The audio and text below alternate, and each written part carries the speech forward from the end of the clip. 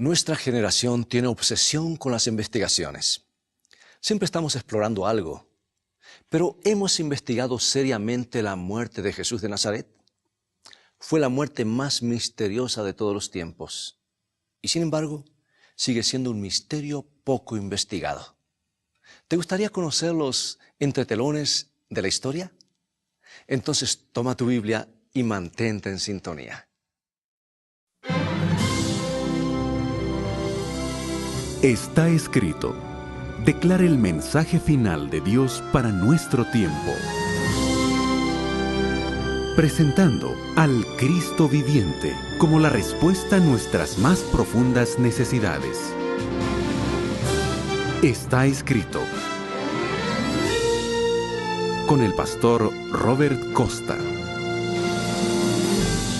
Hoy, un misterio que nunca fue investigado. Sí, siempre estamos con alguna investigación en curso. Un avión se estrella y antes de que se rescaten los sobrevivientes o se evalúen los daños, ya iniciamos una investigación sobre todos los hechos relacionados con el accidente. En un incendio de proporciones, aún antes de que se haya extinguido, ya estamos buscando cuál fue la causa. Cuando asesinan a una figura pública o muere bajo circunstancias misteriosas, nuestra investigación de los hechos es larga y minuciosa. Muchos años después todavía estamos investigando el asesinato de John F. Kennedy. Muchas personas creen que aún no se ha sabido la verdad. Todavía se levantan interrogantes sobre el asesinato de Robert Kennedy en un hotel de Los Ángeles, justo cuando estaba en la cima de su popularidad. Y para muchos todavía no se han identificado realmente los verdaderos responsables de la muerte de Martin Luther King. Pensamos que sabíamos las causas de la trágica muerte de Marilyn Monroe en 1962, pero décadas más tarde se afirma, y con algunas evidencias sorprendentes, que su muerte no fue un suicidio. Es bueno tener mentes inquisitivas, y no siempre es sabio aceptar la primera respuesta que emerge a la superficie. Pero aunque se han escrito millones de páginas sobre la muerte de Jesús de Nazaret, y se han hecho incontables suposiciones, muchos no tenemos la más mínima noción de lo que sucedió realmente aquel viernes del año 31 de nuestra era, en una colina en los alrededores de Jerusalén. ¿Por qué nunca se hizo una investigación creíble, ni se dieron a conocer los hechos? ¿Por qué se han hecho tantas suposiciones, pero se tienen tan pocas certezas? ¿Fue una muerte por accidente? ¿Estuvo planeada? Y si fue así, ¿quiénes lo hicieron? ¿Por qué murió? ¿Fue su muerte la tragedia más grande que haya habido en el planeta? ¿O fue una victoria tan tremenda, tan completa, que hizo cantar a los ángeles y decretó el final de la muerte misma? ¿Podría ser que la muerte de Jesús tuviera increíbles consecuencias para ti, personalmente, que jamás te has imaginado? Oh, el Calvario fue como una cartelera gigantesca que les proclamaba a todos los que pasaban por allí que Jesús había fracasado. Cualquiera hubiera sido su misión, no importa lo que hubiera querido lograr, había fallado. Jesús yacía inerte en la nueva tumba de José de Arimatea, y sus enemigos, visibles e invisibles, estaban decididos a dejarlo allí para siempre. Hasta el último de los discípulos de Jesús no creía que pudiera morir. Él era el Mesías y el Mesías no podía morir, no debía morir. Habían esperado que Jesús realizara un milagro para salvarse de sus enemigos, pero el milagro no había ocurrido. Jesús ahora estaba muerto. Y mientras transportaban su cuerpo sin vida a la tumba tallada en la roca para dejarlo allí, sus ánimos estaban sumidos en una profunda depresión. Escucha su razonamiento. Ellos decían: creímos que Él sería el que libraría a Israel. Pero todo indicaba que había cometido un error. Al fin y al cabo, Jesús no era el Salvador largamente esperado. La vida les parecía vacía y sin sentido. Y mientras el sol descendía en el cielo oriental, recordándoles que el sábado estaba por comenzar, huyeron a esconderse temiendo que sus nombres también estuviesen en la lista negra de los enemigos de Jesús. 24 horas más tarde, cuando el sol volvía a ocultarse en el oriente, señalando así el final del sábado, la tumba de José había sido clausurada con un sello romano y una guardia de 100 soldados la custodiaba. Jesús estaba encerrado en una tumba de piedra con suficientes recaudos como para que no saliera de allí hasta el final de los tiempos. La noche pasó lentamente en tanto que los soldados montaban guardia. Una gran compañía de ángeles invisibles esperaba para darle la bienvenida a Jesús. Satanás también estaba allí, pero su única esperanza era que Jesús permaneciera en la tumba para siempre. Y toda la hueste de ángeles malignos también estaba allí, preparados a no ceder terreno independientemente de lo que sucediera. De pronto, el ángel Gabriel, el poderoso ángel que había ocupado el lugar de Lucifer, voló rápidamente, raudamente hacia la tierra. El planeta tembló con su presencia y los ángeles malignos huyeron despavoridos. Los soldados romanos, petrificados por el temor, vieron cómo Gabriel removía la enorme piedra que tapaba la entrada de la tumba como si fuese un guijarro. Lo escucharon decir: «Hijo de Dios, sal fuera, tu Padre te llama». Vieron a Jesús salir de la tumba vencida y proclamar: «Yo soy la resurrección y la vida». Y vieron cómo los ángeles se inclinaban en adoración, recibiendo a su amado comandante con cánticos de alabanza. Los soldados escucharon y vieron todo, y ningún soborno que les impediría contar lo que habían visto. Sí, la cruz del Calvario, aquel sombrío viernes, se había erguido como una gigantesca señal de derrota, pero ahora el mismo Jesús de Nazaret había salido de la tumba con el paso de un conquistador. Había conquistado la muerte. Jesús no había fracasado en absoluto. Había cumplido su misión en todos los detalles. Pero sus discípulos no habían entendido cuál era su misión. No había venido para desafiar a Roma. No había venido para tomar el trono de David. Había nacido como hombre para ser crucificado. Era el Cordero de Dios que había venido para quitar los pecados del mundo. Había venido para cargar sobre sí nuestros pecados y morir en nuestro lugar para que nosotros pudiéramos ser perdonados y recibir la vida. Su muerte no había sido una derrota. El mismo instante de su muerte había señalado una victoria tan grande que los ángeles del cielo habrían prorrumpido en cánticos. Jesús había vencido. Como ves, amigo y amiga, el Calvario fue un campo de batalla. Fue la escena más crucial, más crítica, más decisiva del conflicto entre Cristo y Satanás. Un conflicto que comenzó en el cielo y se está dirigiendo al desenlace final. Solo en el marco de ese conflicto podemos empezar a entender lo que sucedió realmente en el Calvario. Pero entender ese conflicto es entender la Biblia, porque la Biblia es la historia de ese gran conflicto, del plan divino para salvar a los hombres y los intentos de Satanás para impedirlo. No podemos menos que maravillarnos por el increíble amor que se manifestó en aquella áspera y ruda cruz. Dios muriendo en nuestro lugar. ¿Cómo haríamos para vivir sin perdón? Oh, gracias a Dios que tenemos un Salvador resucitado. Nos regocijamos porque Él conquistó la muerte y podemos aguardar con esperanza la mañana de la resurrección, cuando los amados se reunirán para jamás volver a separarse. ¿Sabes por qué? Porque los hijos de Dios nunca se ven por última vez, siempre habrá un reencuentro. Bueno, todo eso sucedió aquel memorable fin de semana, pero hubo más, mucho más. ¿Qué quiso decir Jesús cuando en el último momento, antes de inclinar su cabeza, exclamó: «Consumado es»? No fue el débil gemido de un sufridor, de un sufriente, fue el grito de un conquistador. Las palabras resuenan claramente y resonaron claramente y siguen resonando hoy con la sonoridad de trompetas que parecían hacer eco por toda la creación. ¿Qué quiso decir? ¿Qué es lo que se había consumado? ¿Por qué vino Jesús a este planeta? ¿En qué consistía su misión?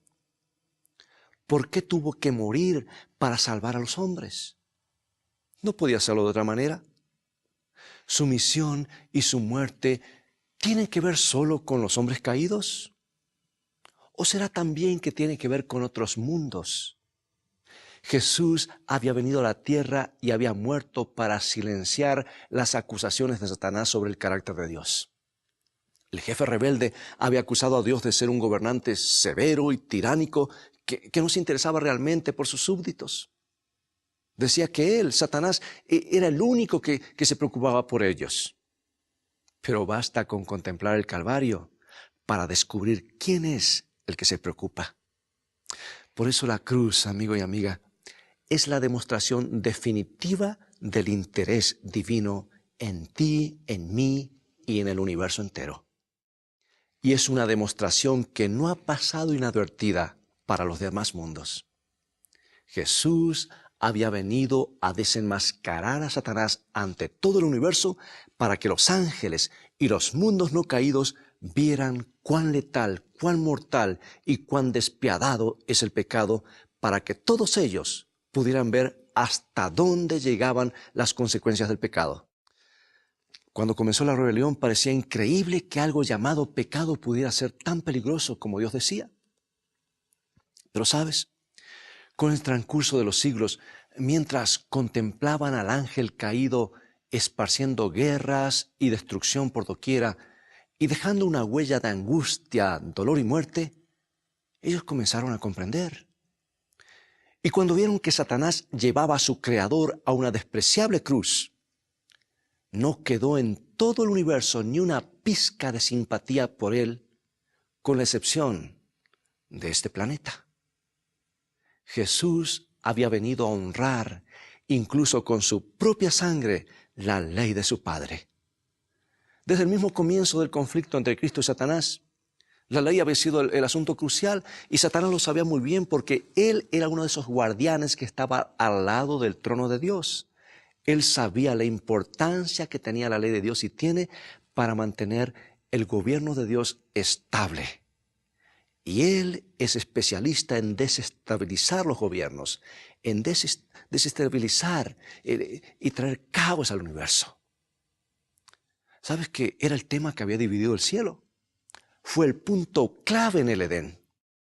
El primer encuentro de Satanás con alguien de este planeta fue una invitación descarada, desvergonzada a desobedecer a Dios. Y sabes que en la crisis final, la crisis que ya está ante nosotros, la cuestión fundamental seguirá siendo la ley de Dios y su autoridad. Porque el libro de Apocalipsis, allí vemos a Satanás en estos últimos días airado y haciendo guerra a los que guardan los mandamientos de Dios. Y vamos a leerlo en Apocalipsis capítulo 12, versículo 17, y nos dice así. Entonces el dragón, el diablo, se llenó de ira contra la mujer, en este caso la iglesia, y se fue a hacer guerra contra el resto de la descendencia de ella, los que guardan los mandamientos de Dios y tienen el testimonio de Jesucristo. ¿Por qué Jesús tuvo que morir para salvar a los hombres? ¿No había otra posibilidad? No, absolutamente no. La ley de Dios había sido quebrantada y la pena era la muerte. Alguien debía morir. ¿No se podría dejar la ley a un lado por una sola vez siquiera? No, porque la ley es el fundamento del gobierno de Dios. Tomar la ley divina livianamente es una invitación al caos. Sin ley, hasta el mismo universo colapsaría. Y amigo, escucha bien esto. Allí está el punto del conflicto final. El enemigo sabe dónde atacar y ha tenido mucho éxito aún dentro del cristianismo de tratar de hacer pensar a la gente que ya no hay ley. Y es esa misma ley, porque no pudo ser cambiada, que llevó a Jesús a la cruz, porque la paga del pecado es muerte y el pecado lo conocemos porque es transgresión de la ley, dice el apóstol San Juan, dice la Biblia. Oh, hermanos, allí está el punto del conflicto. Tú y yo deberíamos dar un vistazo cuidadoso a los principios divinos, que son los que mantienen el universo en armonía, porque socavarlos es hacer colapsar el sistema, no solamente en este mundo, en los gobiernos, en la iglesia y en el universo de Dios. Y Dios, sabiendo esto, estuvo dispuesto a hacer lo imposible para que tú y yo podamos tener la segunda y última oportunidad, la que estamos viviendo ahora, de aceptarlo, aceptar su plan, ser obedientes y vivir para siempre. Pregunto, ¿no se podía cambiar la ley de Dios? ¿Alterarla siquiera un poco para salvar a Jesús? No, porque la ley es una transcripción del carácter de Dios. No podía modificar la ley sin modificar su carácter. Es un Dios de amor. Su ley es una ley de amor. Define la forma en la que actúa el amor. Ahora, el hecho de que Jesús muriera en la cruz del Gólgota, a pesar de ser una experiencia terrible, es la poderosa evidencia de que la ley no puede ser modificada, ni siquiera para liberar al Hijo de Dios. Si la ley hubiera podido ser cambiada, alterada, descartada, dejada a un lado, ignorada o siquiera pasada por alto, entonces la muerte de Jesús hubiera sido innecesaria. Y el Calvario no hubiera sido más que un drama sin sentido. Jesús vino para demostrar que es posible guardar la ley de Dios, que los hombres pueden hacerlo. Y aquí yo quiero dar una palabra de advertencia. La ley no salva, mis amigos, porque cada vez que se habla de la ley de Dios, algunos piensan, no, esas cosas de los judíos del Antiguo Testamento, pero resulta que la ley existió desde antes que haya un judío, antes que Dios crease este mundo, desde la eternidad, porque Lucifer cometió pecado y el pecado es transgresión de la ley. Yo quiero establecer bien claro, amigo y amiga, para que alguien no diga que está escrito, está predicando de alguna manera que somos salvos por la ley. La ley no salva a nadie, porque no son más que preceptos, es una ley fría. El que nos salva es Jesús. La ley me muestra cómo soy yo, y cuando veo mis pecados comparados a esa ley que representa el carácter de Dios, veo que soy pecador y entonces voy a Jesús, quien es mi salvador del pecado, y para eso vino Jesús, para salvarnos del pecado. Vuelvo a repetir, la ley no salva a nadie, pero Dios puso su santa ley para proteger a aquellos que la ha salvado, para que ya no vivan en el terreno del enemigo, sino en el terreno donde Jesús murió, dio su vida, para que tengamos paz, seguridad y salvación. Bueno, Satanás había dicho todo lo contrario. ¿No fue prueba de ello la caída de Adán? Pero Jesús tomó la humanidad, no con la fortaleza de Adán, no en el entorno perfecto del Edén, sino después de miles de años de debilitamiento por causa de la rebelión. Y durante 33 años vivió como nosotros tenemos que vivir, empleando el mismo poder que está a nuestra disposición, pero jamás pecó. Y a pesar de todo el esquema infernal que Satanás urdió para atraparlo, Jesús murió para que el universo entero esté asegurado para siempre. Gracias al Calvario, el pecado no volverá a surgir.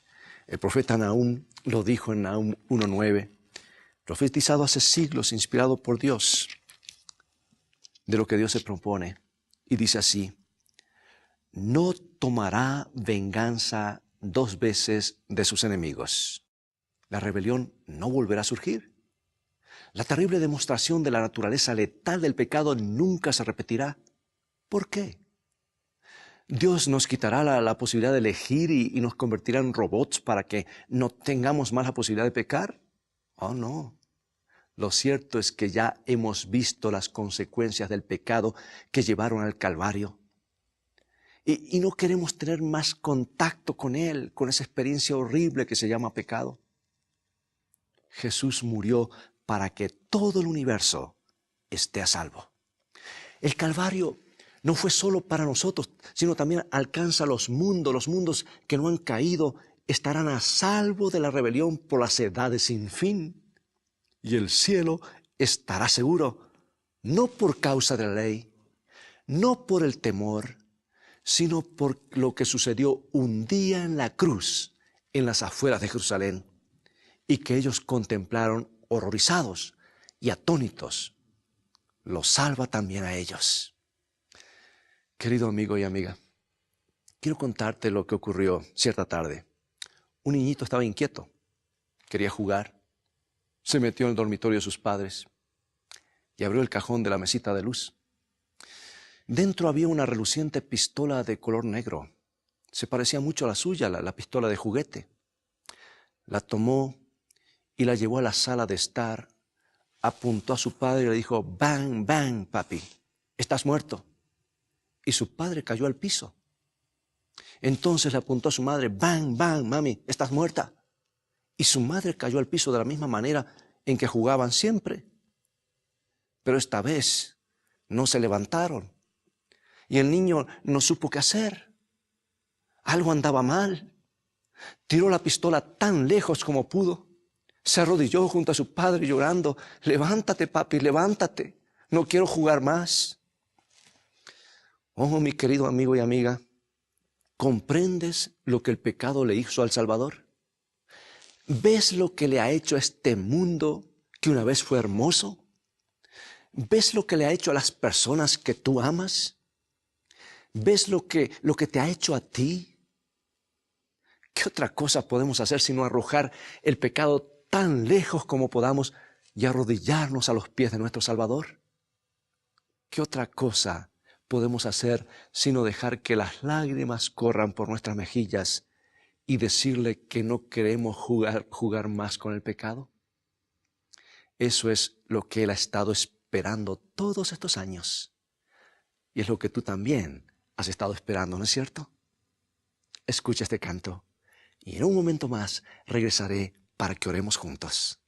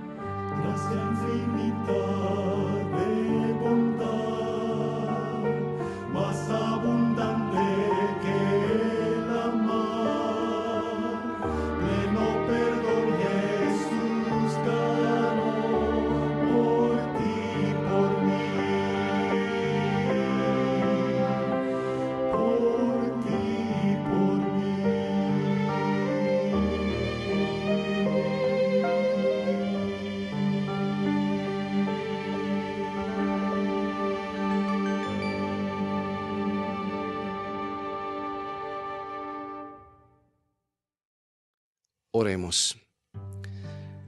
Gracias, Dios, por amarnos tanto, de estar dispuesto a dar a tu Hijo para rescatarnos. Comenzamos a comprender cuánto cuesta al cielo nuestra desobediencia. Pedimos perdón y declaramos la aceptación del sacrificio de Jesús en nuestro lugar. No queremos seguir jugando con el pecado. Ayúdanos a verlo como tú lo ves. Queremos conocerte más para amarte más, porque nos has dicho que la vida eterna consiste en conocer a Dios y a su Hijo a quien has enviado. Lo pedimos y agradecemos en el nombre de Jesús. Amén. La palabra de Dios nos trae rayos de luz y esperanza. Por eso millones de personas encuentran en sus páginas cada día una guía segura para el camino de la vida. Te invitamos a que visites nuestro sitio en internet, estaescrito.tv. Hemos preparado y seguiremos preparando una variedad de estudios bíblicos y materiales que te ayudarán en tu vida espiritual. Además, podrás volver a ver el programa de hoy y los devocionales diarios, Una mejor manera de vivir. Visítanos en la dirección electrónica estaescrito.tv y recuerda, tú vales mucho para Jesús. Él te ama más de lo que puedas imaginar. Bien, es todo el tiempo que tenemos por hoy. Ha llegado el momento de despedirnos. Pero te invito a seguir estudiando los mensajes de esperanza de la palabra de Dios. Visítanos en nuestro sitio de internet estaescrito.tv, donde podrás obtener gratis una variedad de estudios bíblicos y también podrás volver a ver este programa porque allí están en este sitio, al igual que todos los programas anteriores. Dios te bendiga y recuerda, escrito está, no solo de pan vivirá el hombre, sino de toda palabra que sale de la boca de Dios.